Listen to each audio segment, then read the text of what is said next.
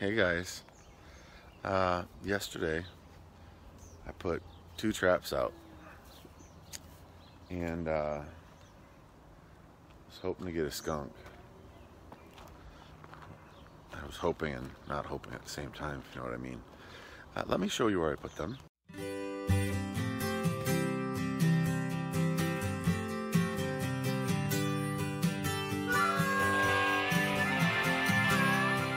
There's the first trap. You can see it's not been set off.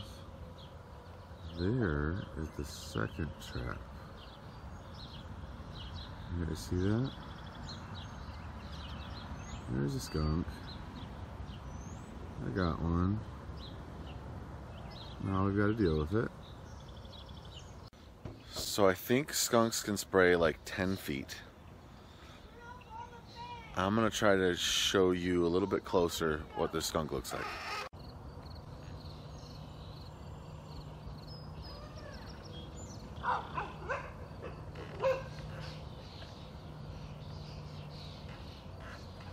So my plan is going to be to use this tarp to keep between me and him. And if I walk up on it from where the door is, it shouldn't be able to see me.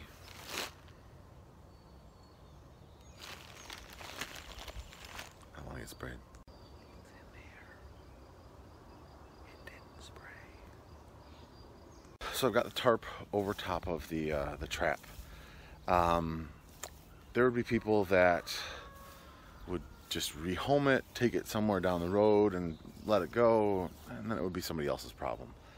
Not interested in doing that. So I'm going to deal with it myself.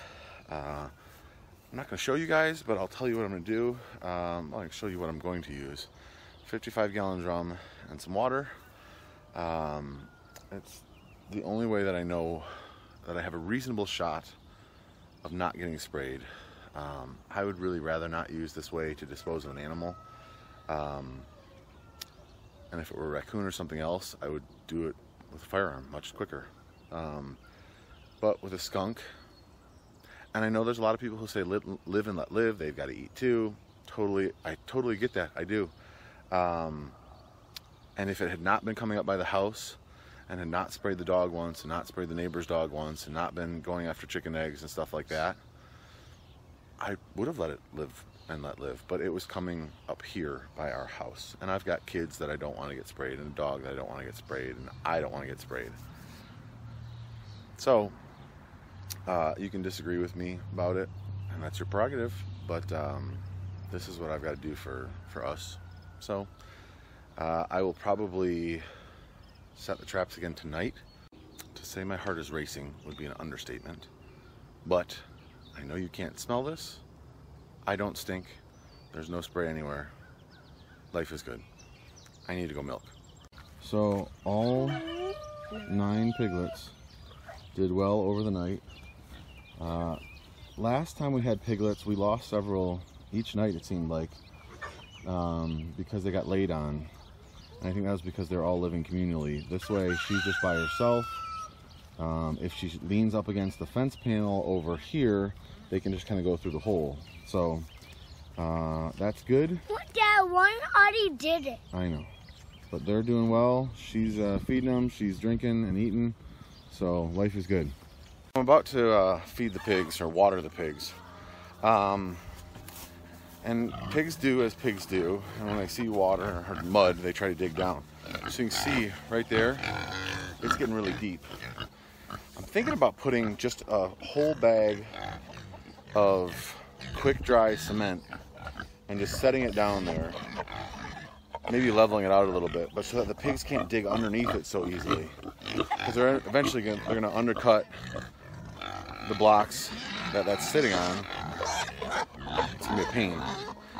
What I'd love to do is make a platform that goes from here to the other side over there and make a cement platform, but I'm not sure I've got time for that right now. So my quick fix idea is a whole bag of quick setting cement. Let me know what you think. See, they get pretty protective over their milk. I filled up both of the troughs for the big pigs, and then I gave the mama over there her very own tray of milk. So I want to make sure that she's got enough nutrients, enough everything to keep those babies getting bigger and healthy. So she's sucking that up. I'm hoping that the rest of the pigs don't realize that she has it and they don't try to push through and get in there. She's being awfully quiet about it and everybody else is being noisy. So hopefully that's the case. So my wife picked up Aquaman from swim practice yesterday, and I had her pick up a bunch of 4-foot by 6-foot tarps from the dollar store. They're just good to have around because you don't care if if they get wrecked. And that will be the case here. I'm gonna put them over the top here just to create a little shelter for her and for the piglets. It's not supposed to be real hot, but it's supposed to be hot enough where I want her to have some shade. So let's do it.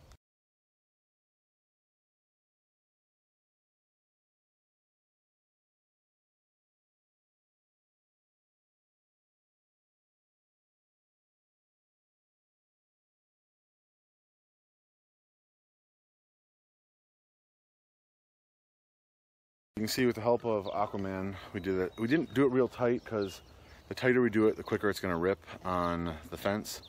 So this should give her and the babies plenty of shade. If it gets sunny, it should hopefully give them some protection from rain. You can see we've lined the whole run. There's wood there and then cinder blocks all the way along here so that the babies can't get out this way.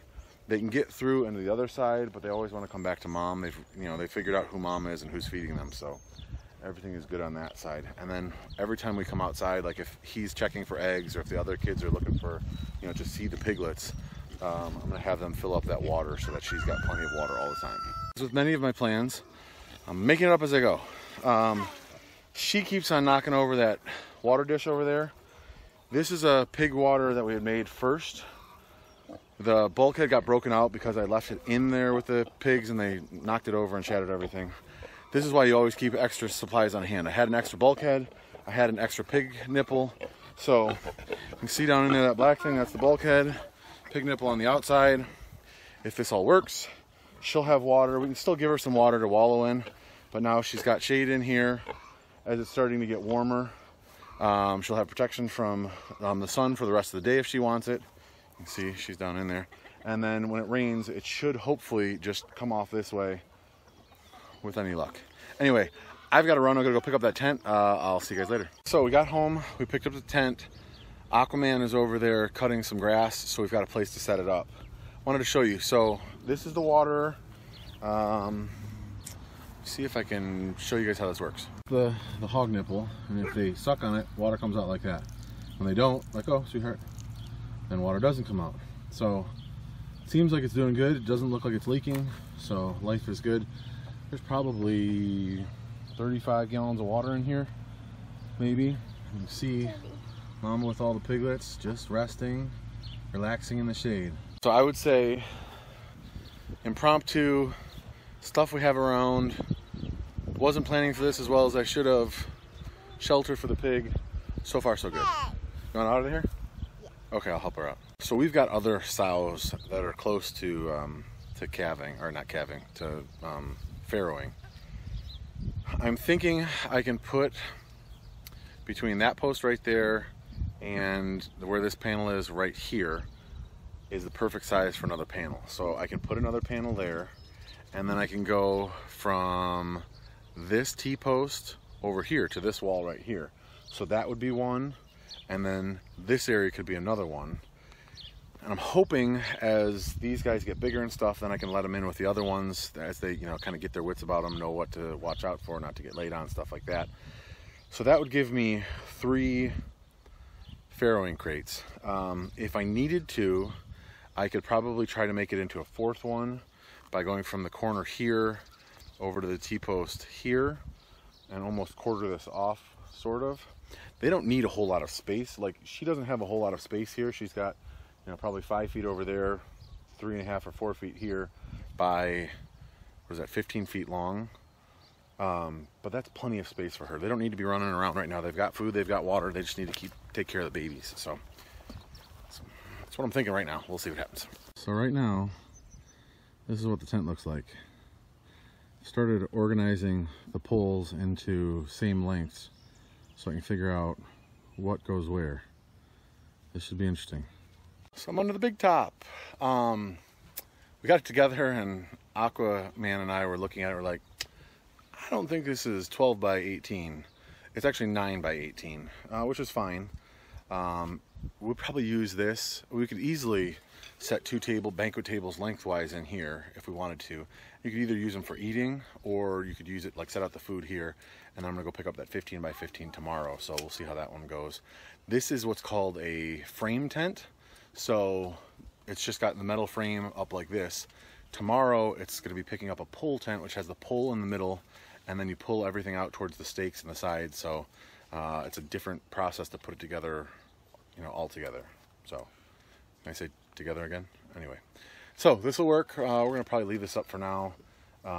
It's supposed to rain tomorrow. We'll kind of get a chance to see how waterproof it is. So, but yeah, worked. We probably got it put together. Once I organized the poles into length, it became pretty clear which poles did what, and it maybe took us, once the poles were organized, it probably took us 20 minutes, half hour tops, and that was even, you know, we had to sand a couple of the ends because there's a little bit of gunk and rust on them, but yeah, pretty sweet. Hey guys, my wife and I got back from a dinner, a work function for her.